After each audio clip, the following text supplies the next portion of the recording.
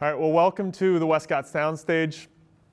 Tonight we're going to cover getting the most out of your flash photography. And flash photography to a lot of people can be somewhat intimidating.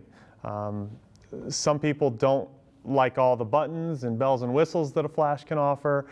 Some people, you know, they press their camera shutter and nothing happens, or they press their camera shutter and you know, it's way overexposed or way underexposed, or half the camera's, you know, lit up and half the camera's dark.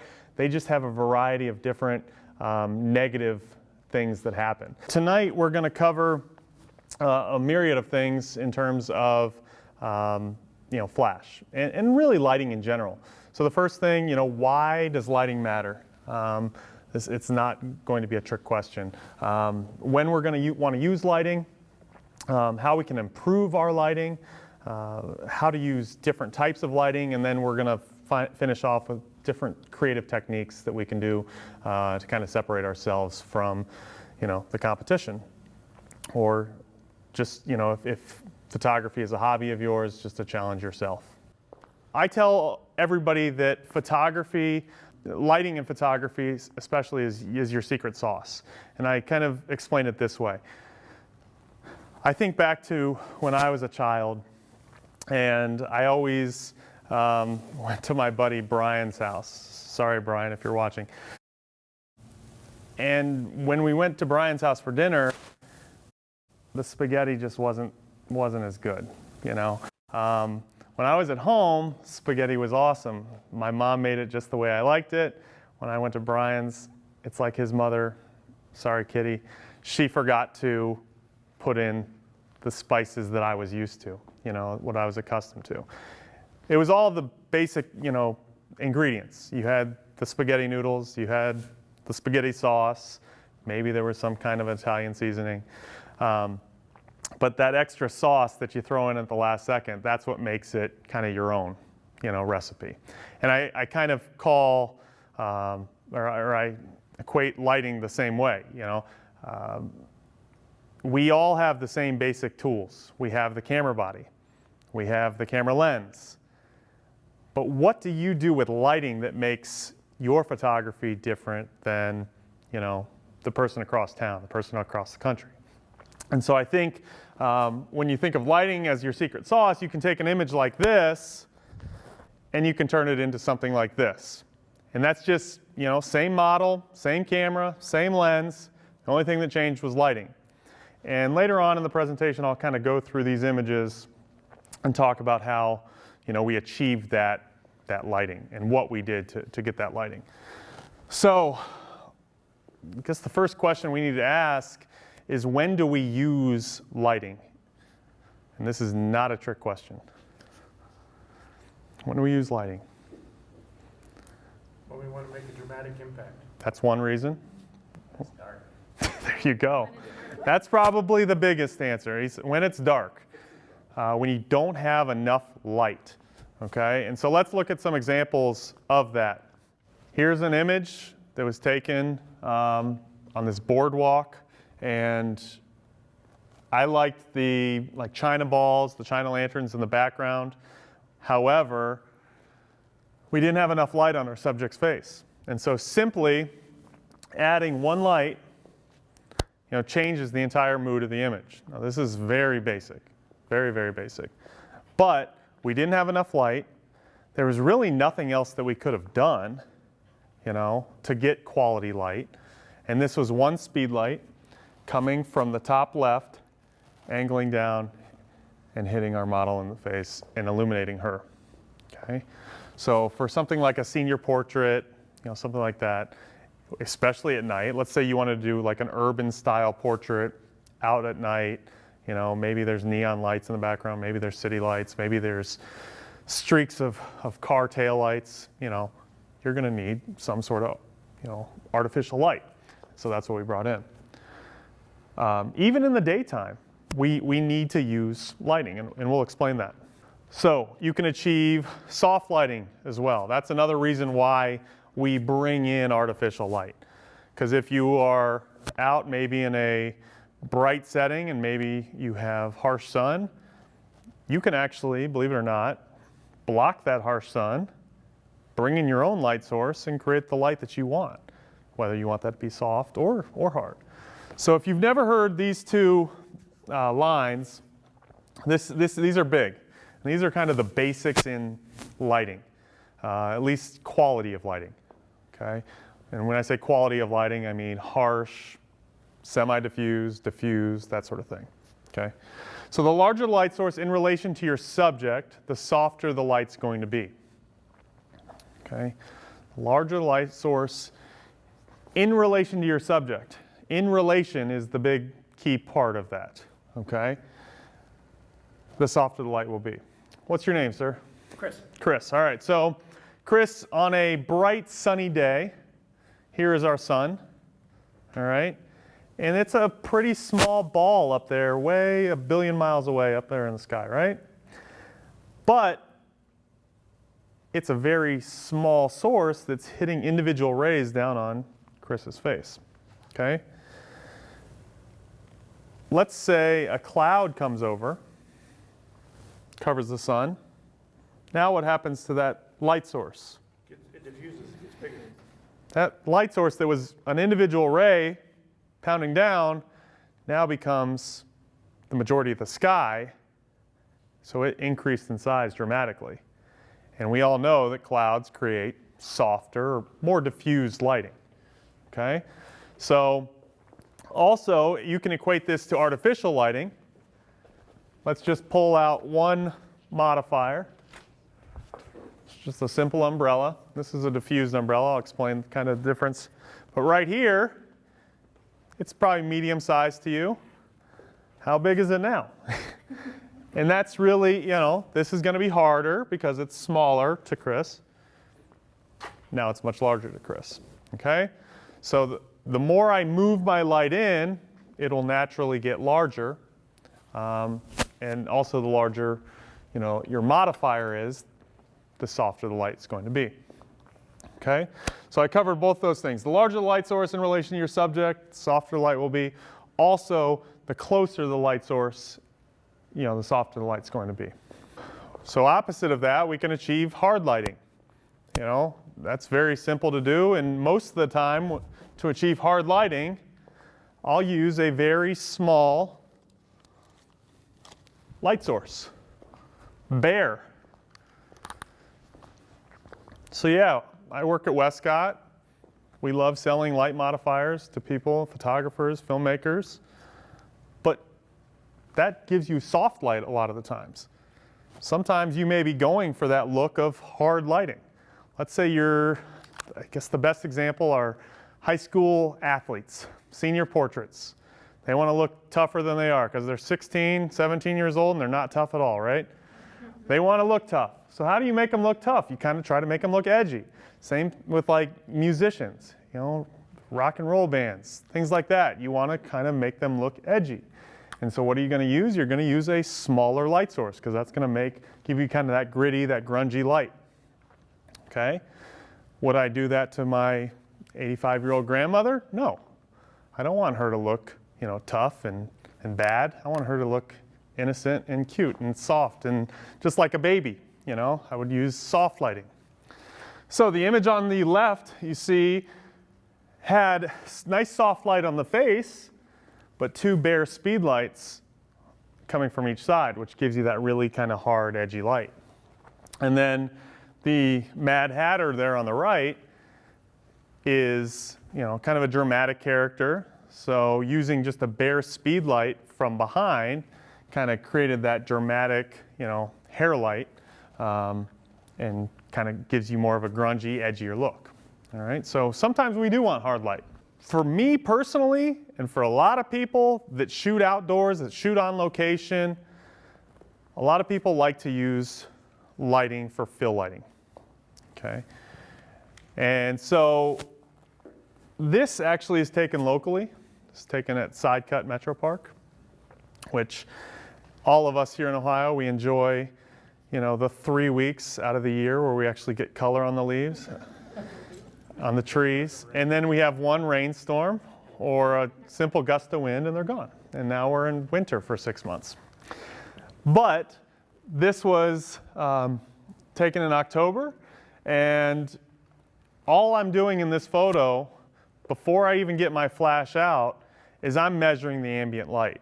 I'm trying to get kind of in my camera, the look of just the background. I'm not even paying attention to my subject and her son at this point in time.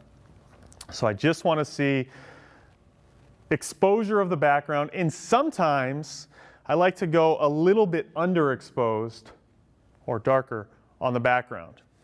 Anybody know why that's my preference, to go a little bit darker on the background?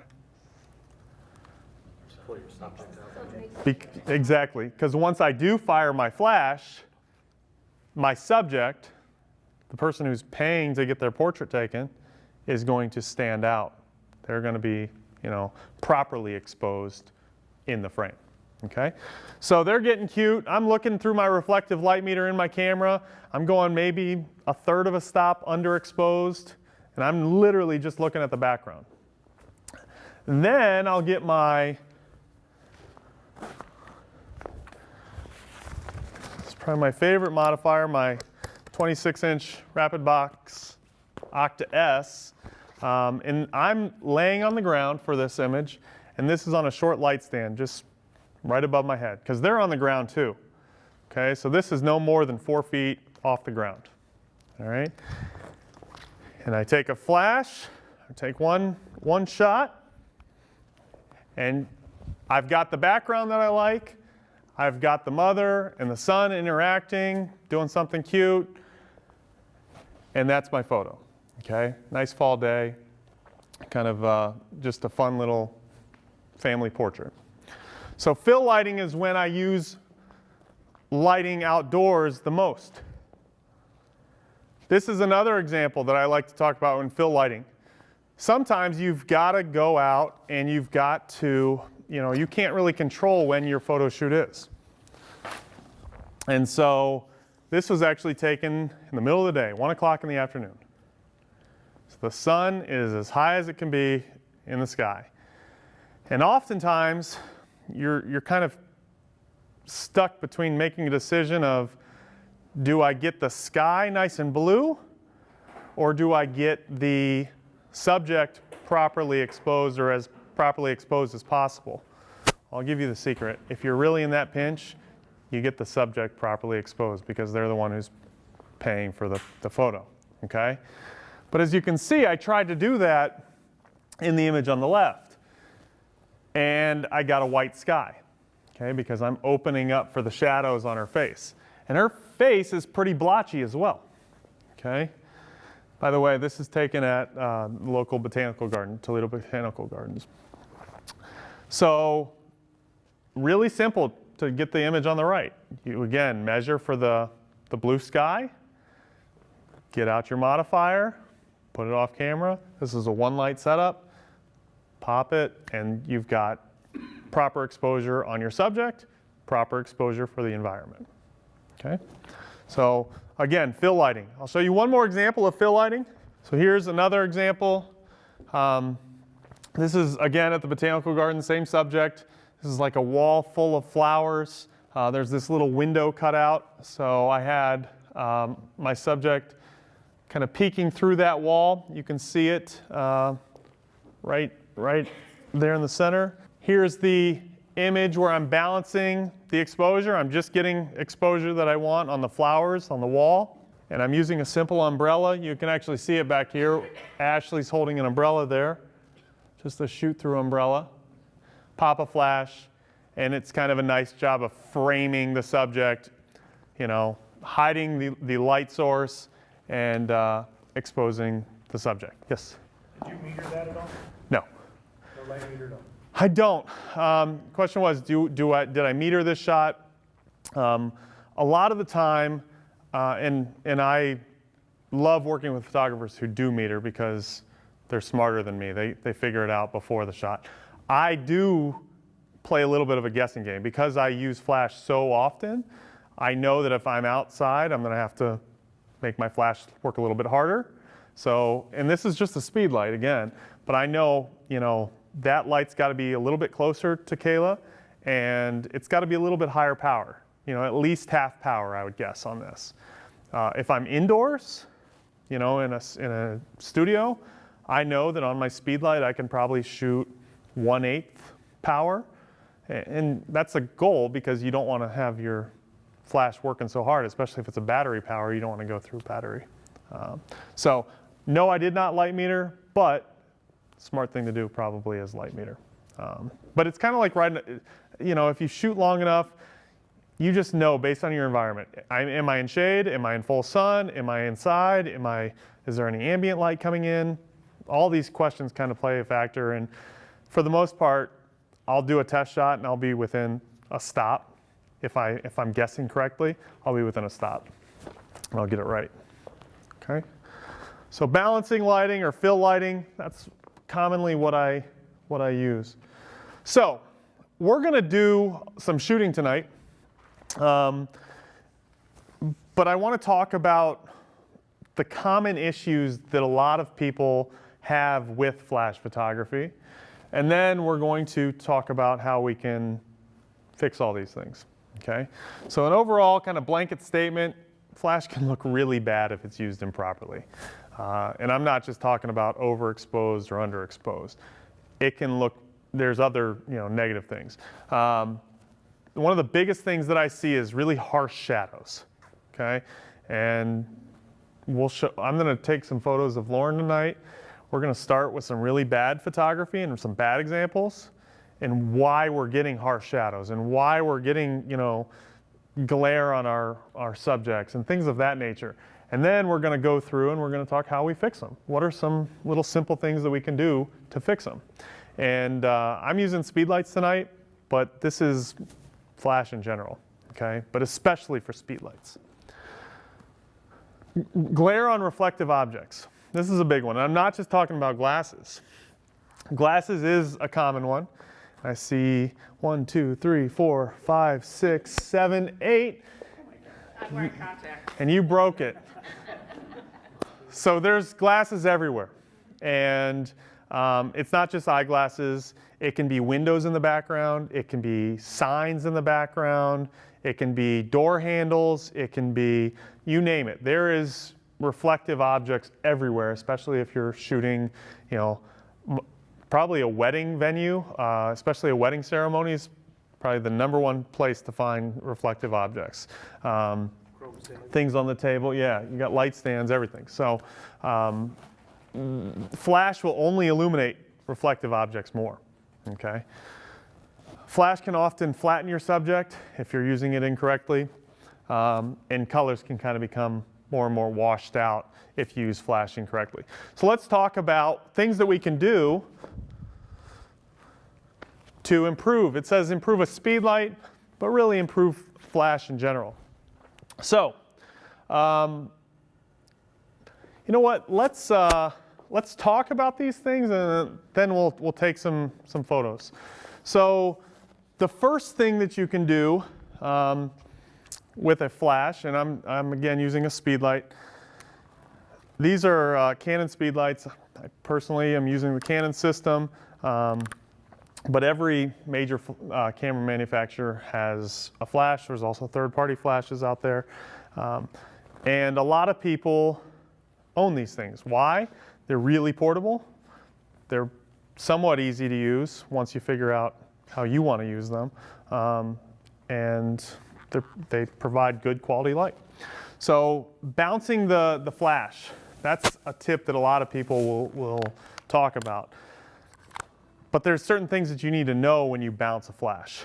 You can't just put it on your camera, aim it up in the sky, because normally it's in a position like this, okay? You can't just go like this and say everything's magically going to work. There's two things that a lot of people don't tell you when they say, oh, just bounce your flash. Anybody have an idea what those two things are? Gotta have a reflective surface. Well, that's #1. He says you got to have a reflective surface. More importantly, it's got to be the right color. Okay? So the color that you're bouncing off of plays a big factor. Now we are in a studio that has black ceilings. This might be the worst possible scenario to bounce light. Now what's ideal? White, maybe a light gray, something of that nature. What's Terrible, yellow. I mean, if red, it's a reflective surface. It is going to take on the property of what you're reflecting, okay? So we generally want a white, sometimes a cream could work and might even give your subject a tan, or a light gray. But black, definitely not. Don't even attempt it, okay? And I'll take some photos of Lauren and we'll show you exactly what kind of results you get when you bounce. So the second thing that nobody tells you when they're talking about bouncing flash is your ceiling height, okay? That's a big one too. Now if I have 10-foot, 12-foot ceilings, that's a pretty good situation to be in. The reason being, your flash only has to go up, you know, I'm standing at 6 foot tall, my flash only needs to really go up 4 feet and down 4 feet, okay? But if I've got 30-foot ceilings, or even 20-foot ceilings, they've got to go up 14 feet, down 14 feet. That's a lot of power, especially if you're on like a TTL mode, and we'll get into TTL versus manual. That's a lot of power that your flash has to push out to get up there and bounce down and illuminate your subject. So those are two biggies. Color of the ceiling or whatever you're bouncing off of, and the height of the ceiling.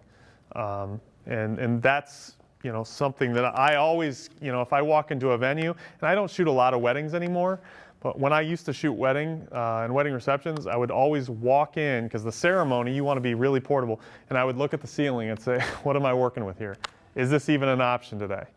And when it's not, you need to figure out something else, okay? So, a lot of flashes have a little bounce kick card built into them. Just a simple white card. If you don't have one, I used to, back before I had a flash with a kick card, I cut out a white gallon of milk, basically because it was a nice hard plastic that I knew wouldn't get damaged. And I put a little piece of Velcro on it, put another piece of Velcro on my flash, and it was just a real simple kick card that I could use. And I could kind of make it larger than this little teeny thing because I wanted a little bit of a softer light source than this. Do you have a question? I had somebody tell me one time to rubber band a business card onto it too. That's a great trick. Rubber banding a business card could easily work, very easily. So there's other ways that you can kind of create your own bounce cards. And my little Velcro milk jug trick, I haven't patented it yet, but maybe by the time this video releases, I'll have that in the patent office. Actually, Westcott will have that in the patent office. Sell it. You know, but these are two tips. You know, another thing that I often do when I bounce, bouncing doesn't only mean bounce up. Bouncing could mean bounce to the side, bounce behind you. The same rules still apply. You want to make sure it's, you know, a nice color tone that you're bouncing off of, and the distance isn't too far away, but you can easily bounce to the side and up top. So let's actually, I've talked about those things. Let's take a few examples and we'll kind of just run through and take some live photos and see what happens with Lauren. All right, so we've got Lauren here. You know, a lot of times I see people at venues that, you know, especially I see wedding photographers, when they're trying to do group photos, they don't want to be in the center of action. They don't want to be in people's way. They say, hey, let's go off to the wall. Let's go off to the corner. Let's take these portraits over here. And I try to advise against that because you're going to get harsh light. Okay, so let me show you, for example, I'm just shooting, I'm going to put this in TTL mode. Okay, and TTL is kind of the automatic setting. And Lauren, I'm going to have you go up against the wall because it's too busy out here, you know. And I'll take a photo of Lauren. And it looks like the Lucas County Jail mugshot. You know, the shadows behind Lauren's head and the shine on her, I mean, it's just, we all have oils in our face. Direct flash, which is what I'm doing, is going to highlight those oils. It's also going to give really harsh shadows behind your subject, okay? And so I think at like a venue, especially an event, if you're indoors, have your subjects actually come off the wall a little bit. Come on out here a little bit, Lauren. And I'll show you just her coming off that much. We're still going to get some harsh shadows on her face. The shadows on the wall are going to lighten a little bit. Okay, come back, and I'm only working with a little bit of space. Come on out a little bit more. Come towards me a little bit more. You got room, you got room, you got room. There you go. But what you can see here is actually, there's two things happening, especially when I'm shooting in TTL. The background is getting darker as she comes out, and the shadows on the background are getting softer. Okay, so those two things are happening. And so that's, just if you are ever using direct flash, and about the only time I'd ever use direct flash, I wouldn't. But maybe outdoors. Maybe outdoors when you don't really have a background that the light's going to hit. But again, the light quality on their face, it's so harsh, it fills every nook and cranny, and it's really not appealing. It really flattens out your subject, okay? So let's go through and let's bounce light. I know I already talked about how it's not gonna work here, but let's show you to what extent it's not gonna work. I'm bouncing off of a black ceiling that's about 25 feet up, and that's what I get. All right, it's pretty terrible. Still on TTL, okay? So I could put it on manual and I could go full power.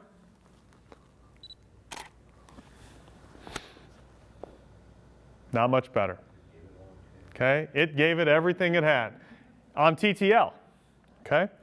So you think, all right, well, they taught me one time a kick card can save the day. Let's see what that does for me. Nope. Now she's blown out. Now she's blown out. Let's go kick card on TTL.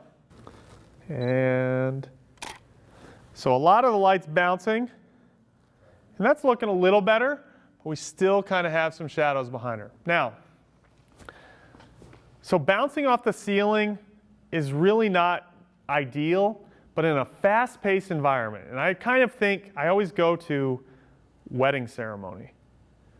Or I'm sorry, wedding reception. Wedding reception. You're on the move. Your back's facing this way 1 second, this way the other. So you don't know where the bride and the groom. You don't know where Uncle Bob is. He's off taking a shot somewhere. You don't know where you're going to be. So having this is kind of ideal. I've also seen a good friend of mine by the name of Bob Davis. He's a wedding photographer out in Chicago. He sets up what he calls a triangle of light. And he has 3 speed lights. He goes into the venue ahead of time.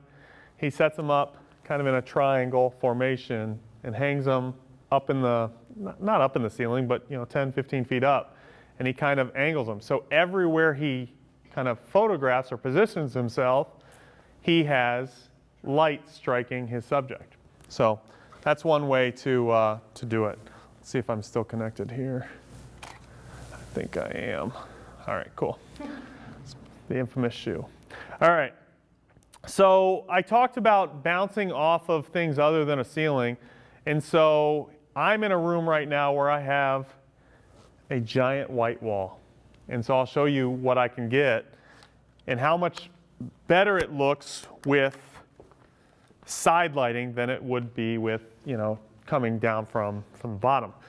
All right, so first thing I need to do, I need to make sure my flash is actually pointed directly at that wall.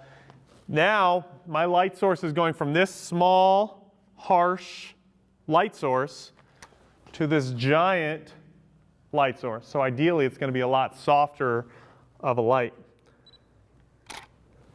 That improved substantially, okay? And look at the softness of it. We went from Lucas County Jail to like beauty lighting. I mean, just by a simple bounce.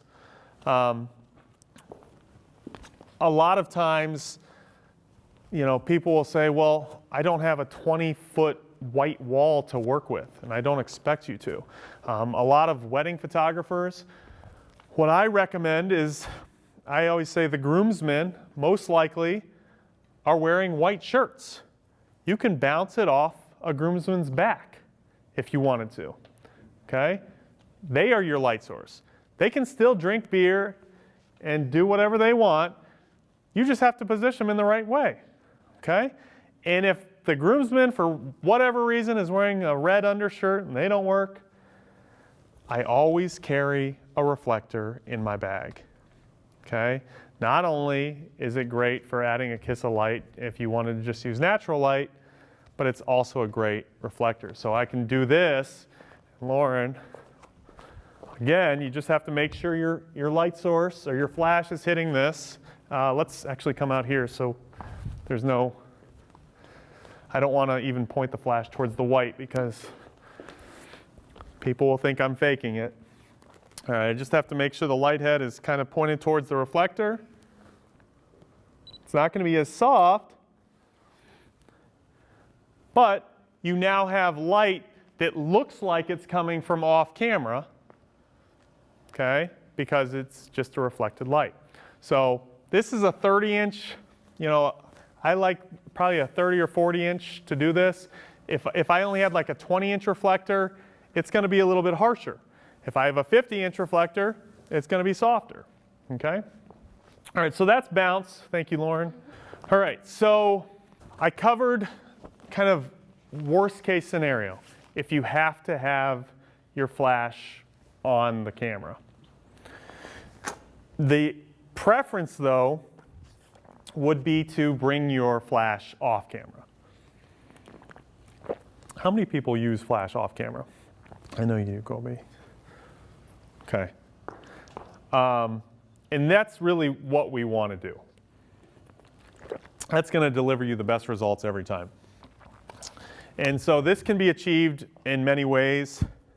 Generally a trigger, you'll need a transmitter and a receiver.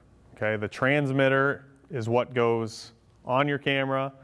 The receiver goes with the flash on your camera, or the receiver goes with the light off camera. A lot of newer triggers are transceivers, meaning they're both transmitters and receivers, and it doesn't have to be so specific. But some older models still do that transmitter and receiver separately. A lot of the reason I like the Canon units and many of the new strobe units is that they have the receiver physically built into the strobe, which is obviously a great scenario because you don't have any receivers hanging off of your light, anything of that nature. Okay, so the reason I like bringing it off the camera is because instead of having to rely on a 20-foot by 20-foot wall or a reflector or, you know, cloudy weather, is I have my sun and I always carry my cloud with me. And that's the best case scenario you can be in. And that's the best way I think I can explain it is, this is my sun, and a monolight strobe, that's your sun, and a reflector, or I'm sorry, a softbox or an umbrella, or a reflector, a diffusion reflector could work. Those are your clouds that you're always bringing with you. And you are the one controlling the light. You're not letting the environment control what you do or what you're forced to do. Okay? So bringing out modifiers and diffusing the light. And we're not too near future, we'll talk about what different modifiers do and why we have so many different types of modifiers. Another thing we can do, how many people shoot with just one light? Prefer to shoot with one light? We all prefer to shoot with one light, right? Because we only have to bring one thing out of the bag. How many people only bring one light with them? I know a lot of photographers who only have one light, and they're kind of reliant on that one light. And they say, well, I don't work at Westcott, and I don't have unlimited tools. And I say, you can do a lot with one light, okay? And I'm going to show a lot of examples with one light later on.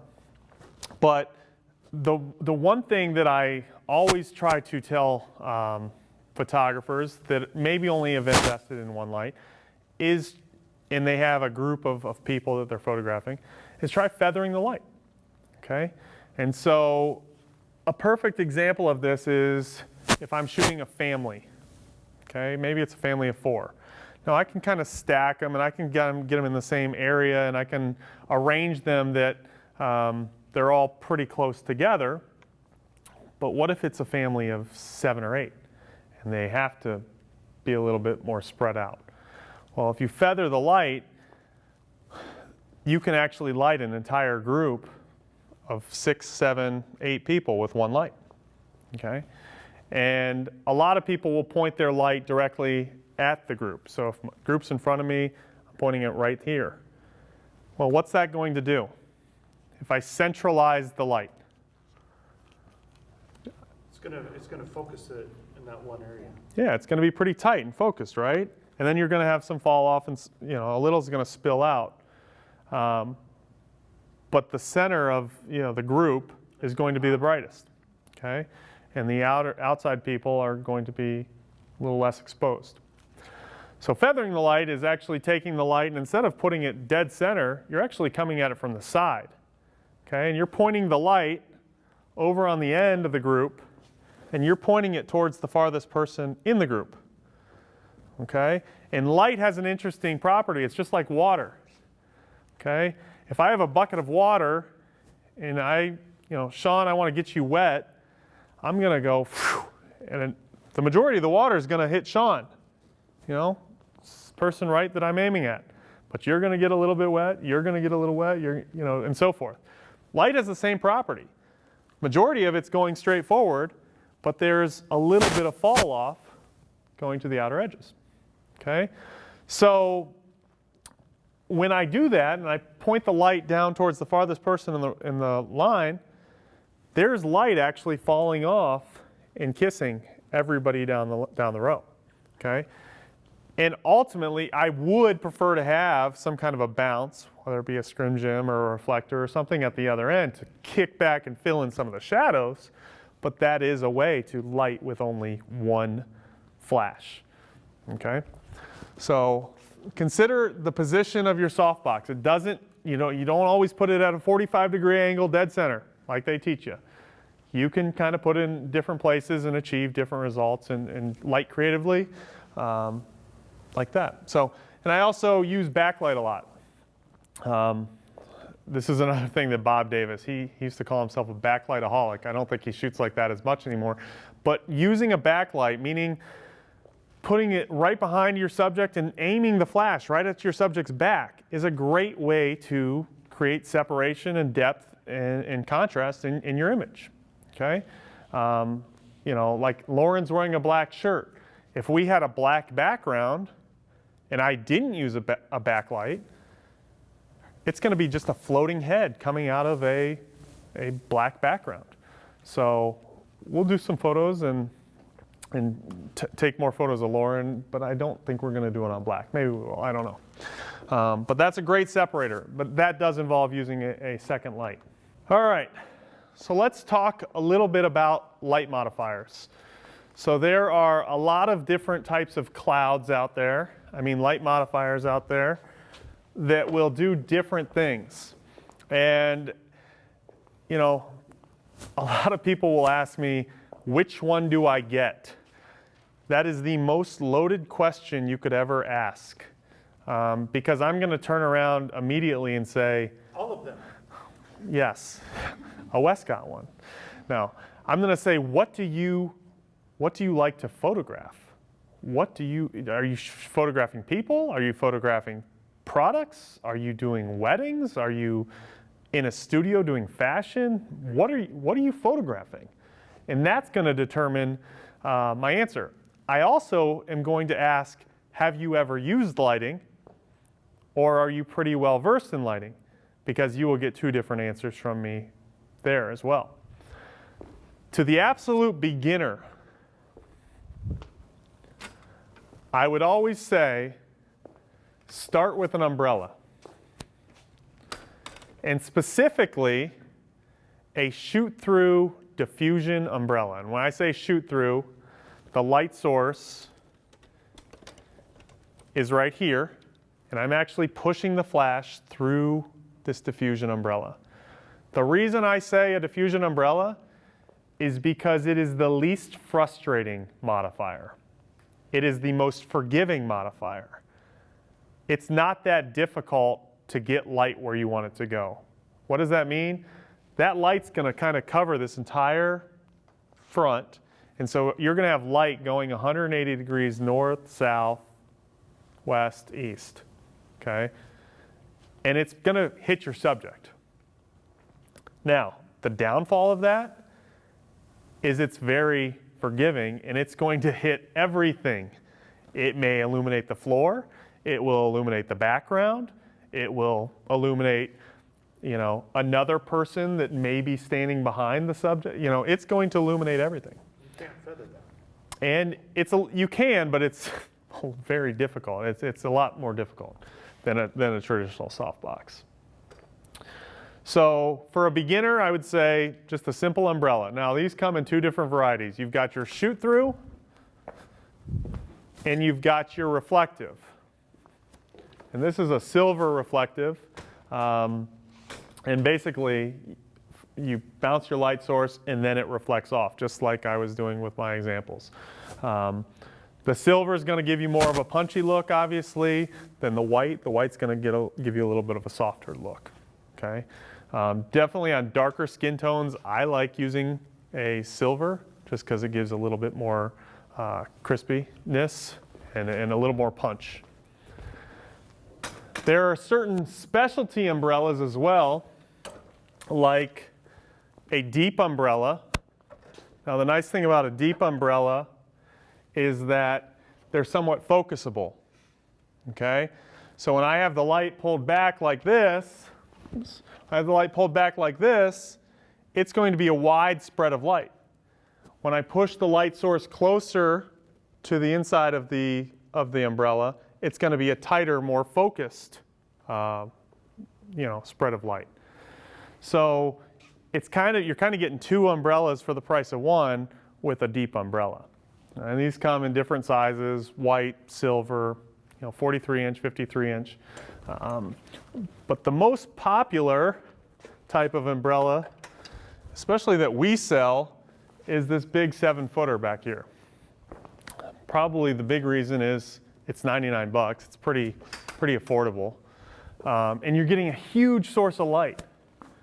A lot of people will call this the poor man's octa, okay? Because you're getting, octa boxes can be fairly expensive.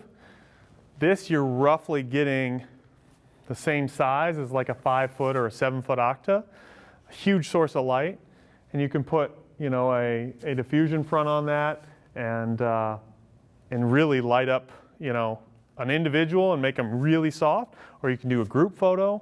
I used to shoot large football teams, and we would have big, powerful strobes in 7-foot umbrellas, and we would put 2 or 3 of them across the football field, and the football team would actually be in the bleachers, and we would just blast light on them. We weren't looking at like, well, that's a 2-to-1 ratio on number 75. No, we were just trying to get light onto the entire team. So it wasn't very creative lighting. We just needed to light the team. And there was a lot of people. I think there were 70 or 80 players and coaches on those teams.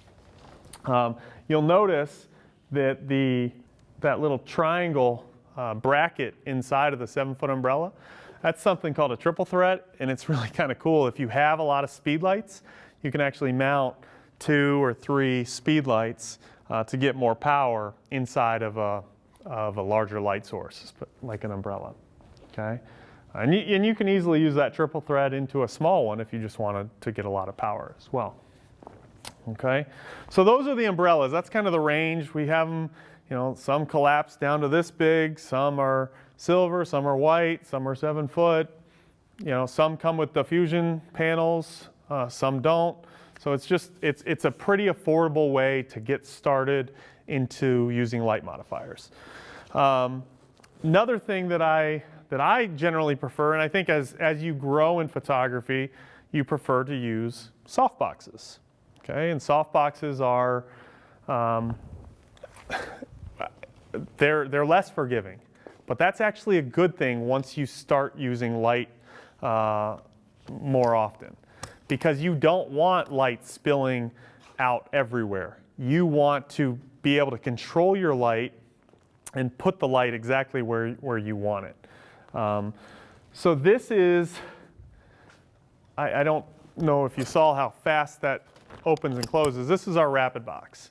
It's a very fast modifier. It's very portable as well. I can kind of just leave this in my car at all times if I wanted to. But the nice thing about the rapid box is there are about 10 different options. This is a 26-inch Octa, or Octa S, but we also have a 3-footer, a 4-footer Octa. We have a beauty dish, which is actually that white one, that perfectly round one, in both silver and white. We've got 3 different size strips, a 1x2, a 1x3, 1x4, and then we've got 2 different size boxes. We've got a 2x3 and a big 3x4, almost mimics like a window light. And they all open and close the exact same way. Now the cool feature about this, and I don't want this to sound salesy, but you can actually put whatever mounts you want on the rapid box. So this one is for a ProPhoto A1. I can actually put that ring on, and now I have a ProPhoto A1 rapid box. Well, let's say I sell my ProPhoto A1s, or maybe I use my ProPhoto A1s in a certain environment, and I use my Bowens lights in a different environment. I just get the ring. I already have invested in the rapid box. I just get the Bowens insert, and now I have a Bowens mount rapid box. So it's kind of future-proof. If you ever change your lighting system, you know that we'll have the insert for the rapid box, and it's also nice for people that use 2 different types of lights. So we have it in ProPhoto, Balcar for all the Alien B stuff, speedlite. Do I have what? U-light for the rapid box. U-light? No, it is. Stuck with a bunch of U-lights, which I don't really have a reason to upgrade. I really don't. Sure, you like the U-lights. But there's no. The U-lights do not fit with the rapid box switch system. That's just the. Now there's probably some handy people out there who could probably modify something. But no, this is really meant more for flashes and continuous lights. A lot of continuous lights will use this Bowens mount. But no, the U-light is not supported with the rapid box, unfortunately. Good question. So the rapid box is my personal favorite. I just like how fast it is. It's quick, it's easy, and it comes in a bunch of different options. They all have grid options as well. Now, the other part, or the other modifier that Westcott is known for is our Apollo series. And the Apollos, gosh, those have been, now it's been around for 40 years. I mean, these things have been around for ages, and they literally are, they're built on an umbrella frame. Brief history about Westcott: we started as a rain umbrella company in 1899. And it wasn't even to protect you from the rain. It was more of a fashion, symbol back then. We have gold-plated, umbrella handles and silly things like that. And in the 70s, our current CEO, thought, well, photographers need to use umbrellas too. They just use them in a different way. And so that's kind of where the Apollo was born. It's certainly got some upgrades since, like fiberglass ribbing. So if your modifier falls down in the wind, it pops right back into place. But the same principle of opening and closing like a rain umbrella. And we've got these in strips, squares, octas, large and small. So the Apollo is another one that I personally use a lot. So if you're doing product, a lot of people will do, using product, will like to use like a strip or a square modifier. just because it maybe mimics the shape of the product. And I personally, when I use strips, I don't do any product. I use them as hair lights or edge lights on a subject. So something coming from behind, maybe on an athlete, I would use 2 strips with grids in them. The grids really, the grids do 2 things, and I'll show you. The grids are this egg crate grid that you see back here. Those are nice because they focus the light a little bit more, but more importantly, they eliminate spill. Okay, so I'll show an example. We'll actually use the grid with and without the grid, and you're going to see what happens to the background when I take that grid off. It will really illuminate the background. So there's so many options. There's always people, here to answer questions. Definitely, if you're watching at home, make sure you leave a comment below if you have any questions on which modifier may be right for you or what you particularly do, and we'll be sure to answer those. And this is just something really simple that I show a lot. Scott Kelby and I once had a conversation, and I said, Scott, don't you think, for portraits, it's best to use a round modifier or an octa because, it looks like the sun in somebody's eye?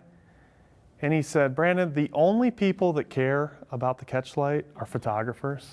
And I said, yeah, you're probably right. The subjects just want to look good, right? But you can see, I used, in the image on the left, I used a really small round modifier. And the image on the right, I used a really small square modifier. And you can see that in the catch light. But does the outcome on the top look any different? Not really. Not really. I tried to sell it to Scott and say, well, squares look like window lights. And he said, no. Only people that care about that are photographers. And he's probably right. All right, so I told you I oftentimes will just use one light, okay? I always say if you only have one light, you still got to make it work. You still have to make your subject look good. And this was a shot that we did in downtown Toledo, actually. And I always joke that the best thing about living in Toledo is I can go down to Toledo at 5 p.m. and I can just do a photo shoot in the middle of the street. It's not like New York or LA where I have to flag off traffic. So yeah, it's right near the Valentine Theater. And so this one, I just used an Apollo orb, which is like a 43-inch octa. And there's always ways that you can study images. I always tell photographers, if you're influenced or you like an image, there's 2 real ways to figure out how it was taken, or at least the lighting that was used. First thing is the shadows. You can see where the shadows fall. And so on this, you're seeing the shadows fall towards the back left corner of the image, which means we were in the front right with our modifier. And then also, if you can see the catch lights, if you care about that, you can see if it's a round source or a square source or a small source or a large source. And so that's how I tell photographers to study images. So this is a one light shot. This is a one light shot as well. This was taken out in somewhere in outskirts of St. Louis after I had done a presentation out there, and you can see a slight highlight on her right side of her hair. Okay, on the right side of the photo on her hair. And so you're probably thinking he actually used 2 lights, and I did, but I only used 1 artificial light. The sun was about 5 minutes from setting, so really close to setting. And so I'm using a little bit of that ambient light to light and kind of create that little bit of an edge light on Abby's hair. And then I used my 26-inch rapid box coming from the left side, kind of raking across her face and getting a little bit of that light on the other side of her face. Here's another one where I used the sun to my advantage to create kind of a hair light, a little bit harsher, but again, one light, 126-inch rapid box on the front of his face, and then I used the hair light that was just sun coming through the the forest there. This was one, this is actually my old college roommate. Before he got married, he lives out in New York, and we always go out to New York every October for a big show. And he lived right across the river in Long Island City. And the funny thing about shooting in New York is I call them the permit police. They're always, everybody wants money for some reason. So I knew that this could be potentially an issue, and she had actually hired a makeup artist to get her makeup done for these engagement photos. And so I had a shoot-through umbrella, something really simple, and something that could be handheld. We have something called a Pro Grip that it's real simple. You can just kind of put an umbrella through it, and it's kind of like a pistol grip. And the makeup artist was essentially my assistant. And I balanced for kind of, it was a rainy morning, and this was the only morning we could do it, so I couldn't really reschedule. But we went out, and sure enough, a guy just walks up out of nowhere. And I'm just like, what? And he asked Curtis, are you paying him? Meaning paying me for these photos. And Curtis was like, no, he's my buddy. We went to college together. And he said, all right. He wanted to make sure if I was getting paid, then the city needed to get paid as well, even though I didn't have a light stand. And generally, that's the rule. If you have a light stand, you're something official. I mean, they'll charge you like you're shooting a Hollywood blockbuster out there. But that still goes to show, I was being really portable, using just a simple umbrella, and I'm lucky I was. If I would have had a light stand, there would have been no way around it, I don't think. So, but nice, soft light. Simple. This is one rapid box. And that's a 26-inch rapid box. I mean, I was able to do a family of 4 just with one rapid box. Again, you guys picking up the theme? I like the rapid box. You can kind of see it in the BTS there. This was, I saw this cool design. This was up in Seattle after a workshop, and I saw this guy, and I just wanted to take his portrait. Local people will know where this is probably. If you ever come to Toledo, come see the Metro Parks. One of the best things in my mind this city has to offer. Just really cool locations. This was, I think, a rapid box as well. But I like to find interesting environments. That's my thing. I'm all about finding the environment first, and then I'll kind of figure out, how to light it and that sort of thing. So let's go in a little bit into TTL versus manual. And this is a little bit basic, so forgive me or fast forward if you know this. Unfortunately, my live audience cannot fast forward anything. Sorry, guys.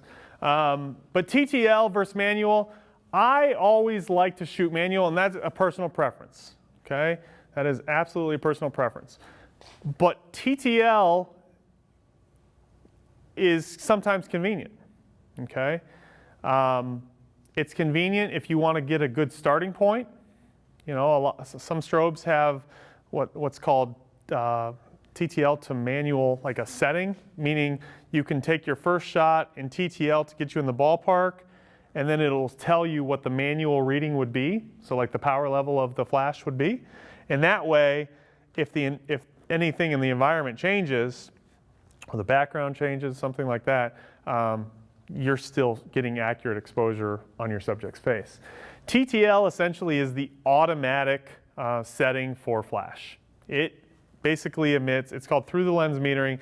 It gives you what it thinks is enough light for what it's seeing through the lens, okay? So if you're photographing somebody on a black background, in fact, we can do some examples, but if you're photographing somebody on a black background, the flash is going to think, oh my gosh, I need to make that black a 50% gray. So I need to give a lot of light to this scene. And then opposite, which is going to do what to your subject? It's going to blow them out. Opposite of that, if you have a white background, your flash is going to say, I don't need to work that hard. I've got all this light here. When actually, it's not going to emit enough light onto your subject. So it's going to kind of give you a gray look. So let's show just a very quick example of that exact scenario, and we'll shoot that with Lauren. And I've got Lauren on a black background. My flash is on a TTL setting. She looks pretty darn bright, okay? Not properly exposed. Head on over to the white. And that's not that bad. Actually, I thought she would be a little bit darker.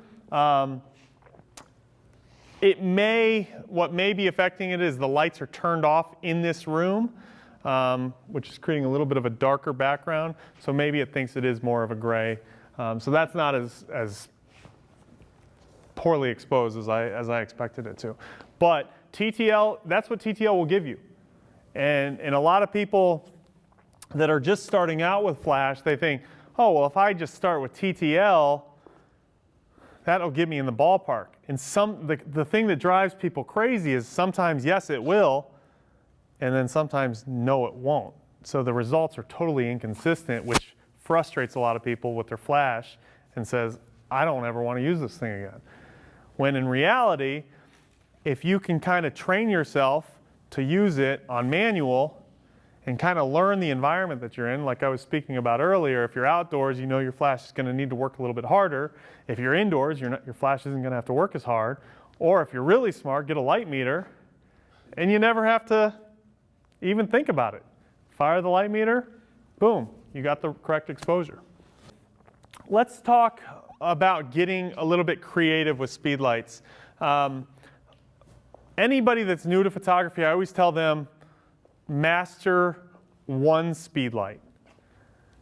It will avoid frustration, because if you go on YouTube and you watch some people who are really advanced, they're going to pull out 2 or 3 lights and just, act like it's the easiest thing ever, when it's not. If you're just starting, it can be a little bit frustrating.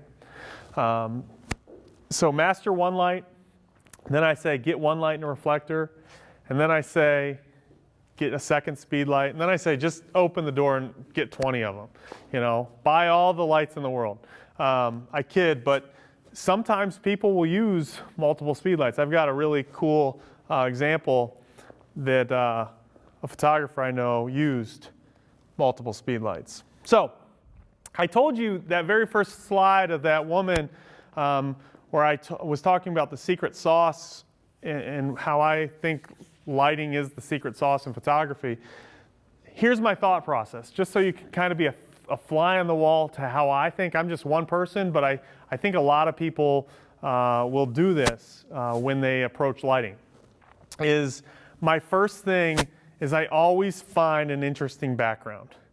I think location is so important, personally. And like I said, we all have, our places that we love to go to, whether it be a local metro park, a botanical garden, a grungy urban scene. Heck, it could be a studio that you have different types of backgrounds that maybe you've made, things like that. Interesting backgrounds are key. And I think at this point, at the point of filming this, I think location photography is it's more popular than it's ever been before. Meaning people don't love being stuck in a studio. They like to get out and find different locations. So that's tip number 1, finding an interesting location or a background. This background, believe it or not, was at a hotel in Cincinnati, Ohio. Okay? I thought it was like this copper background that had this funky little design on it. And I thought that looks kind of cool. I'm here for a weekend doing an event. I'm going to kind of take some photos. So this was my test image, and this is me just kind of seeing how a subject would look on a background. Obviously the lighting is no good. At this particular hotel, there was a giant window.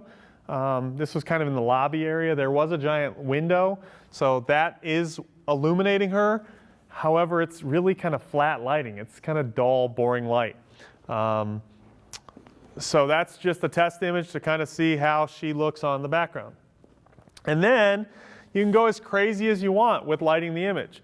So I set up one light, which was, I know I sound like a broken record, but this 26-inch Octa rapid box was my main light, and I had her kind of looking into that light. And as you can see, I'm getting some reflection on the background, which I think could be kind of distracting, you know. So I thought, well, how can I still use this background, but maybe make that reflection look a little bit more intentional than it currently is? And I thought, well, I'm going to use a gel on another speedlight and actually put it on the floor behind her and angle up. Okay, and so now that background turns orange and it looks like a little bit more intentional that there's a highlight on the background.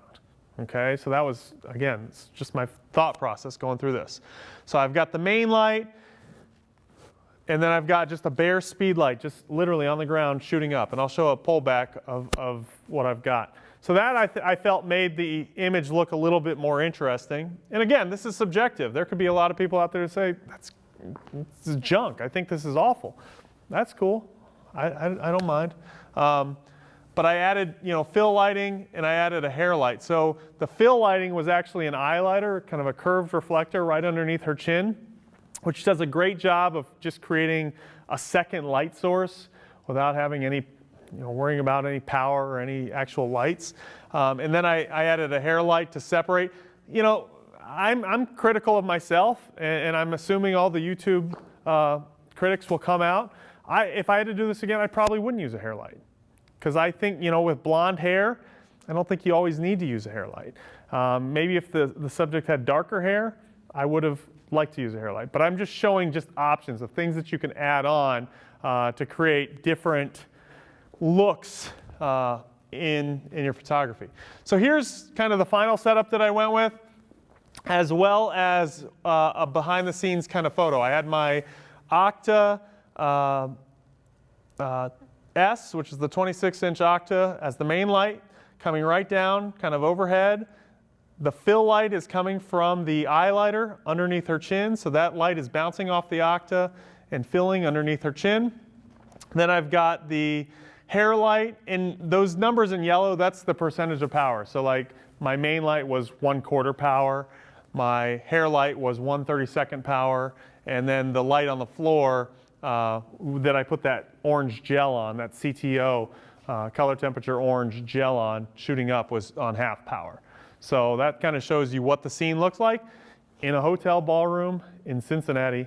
And so that really goes to show that you can find kind of cool, creative locations that don't look like hotel ballrooms anywhere. You just kind of have to think about, like if I'm in here, we've got this garage door, then I might think that might look kind of cool. It looks a little more industrial, looks a little grungy. Then I can go on this side and I'm in a living room, and then I'm back here and I'm on a wood wall. So there's lots of cool locations. You just have to, and yes, we put all these locations in here for a reason, but it goes to show, just open your eyes. I mean, walking downtown or, on your commute to work, driving, just looking for cool little alleys and parking lots you can pull into and make them just look really, really cool. So always finding a cool location, I think, is a great start to any photo shoot. Using multiple speed lights, I mentioned, this is from a photographer we work with by the name of Bruce Dorn. Bruce is super intelligent, one of the smartest, not only photographers, but just humans that I know. He used 9 speed lights to create this image. Crazy. And I'll kind of show you, there's a schematic that'll show how this was made.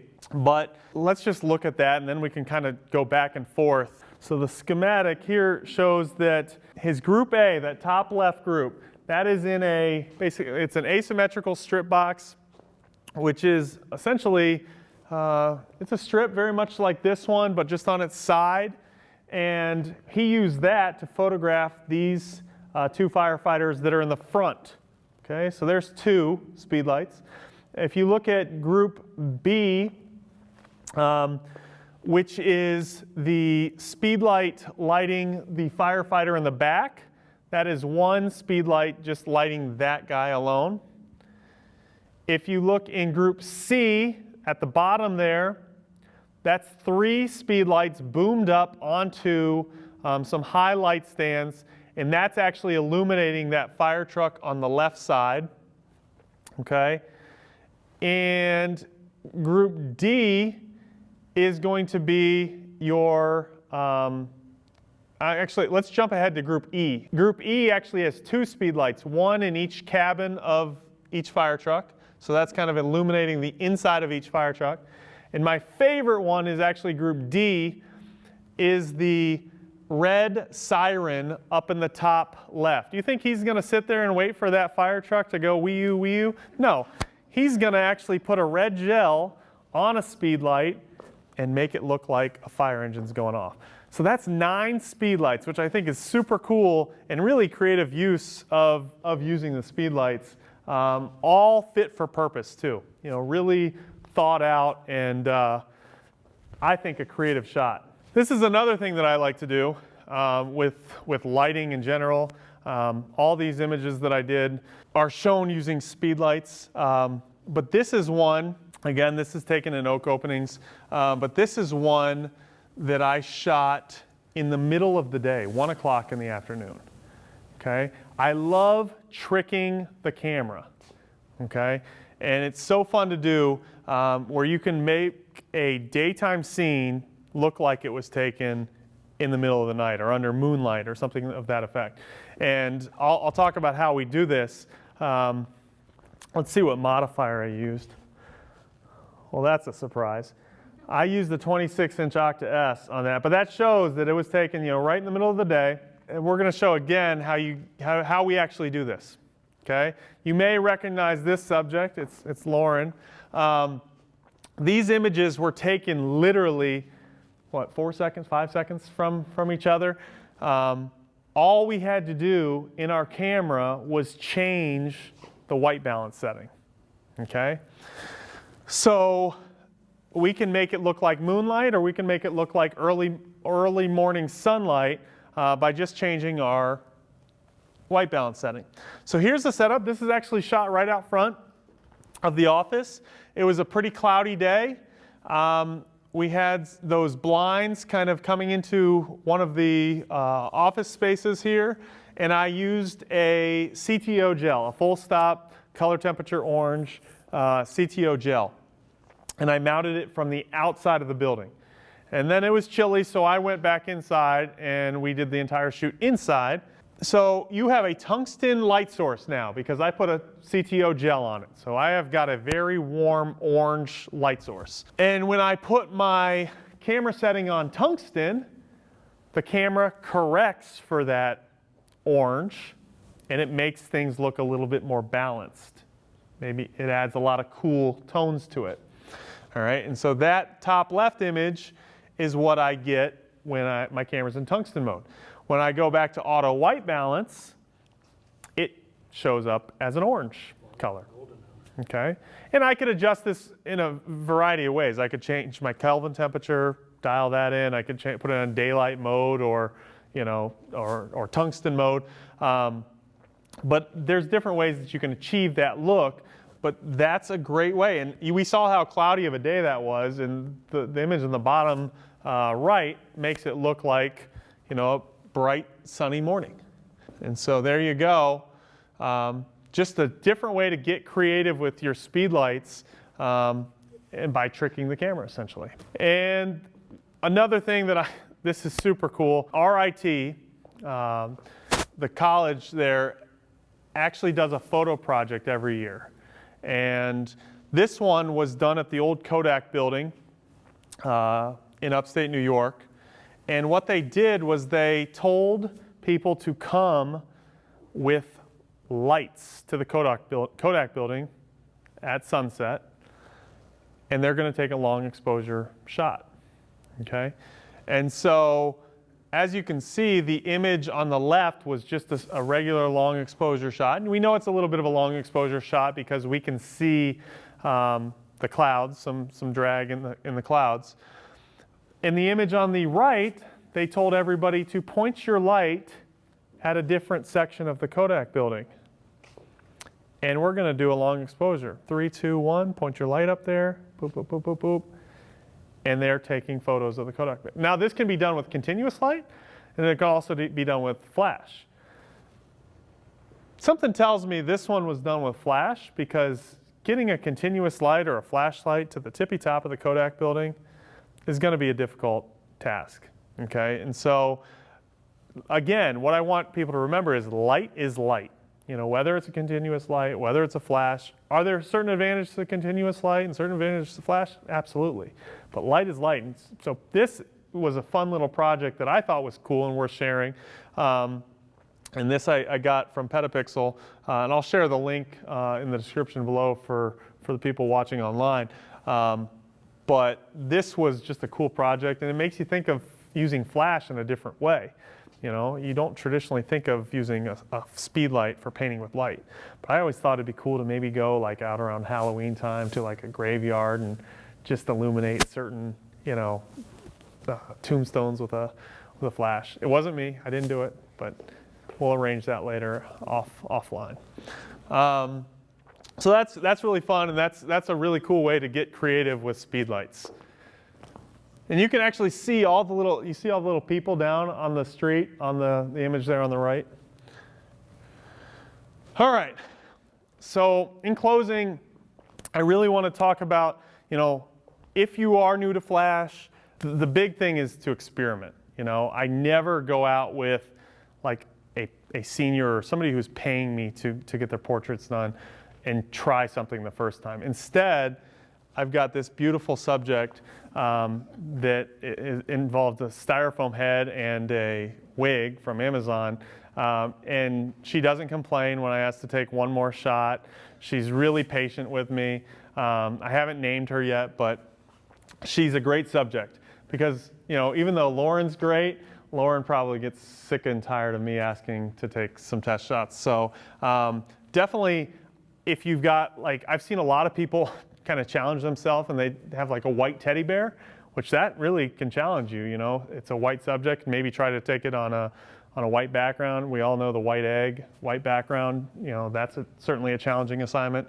But certainly experiment, and you're not alone. I mean, I certainly recommend checking out Westcott U, which is basically articles that we probably have over 300 articles and videos out there on Westcott U. And also engage with us on our Facebook group, which is called Westcott Lighting Community. Just Google that, and it's a really cool group that allows people to submit their images.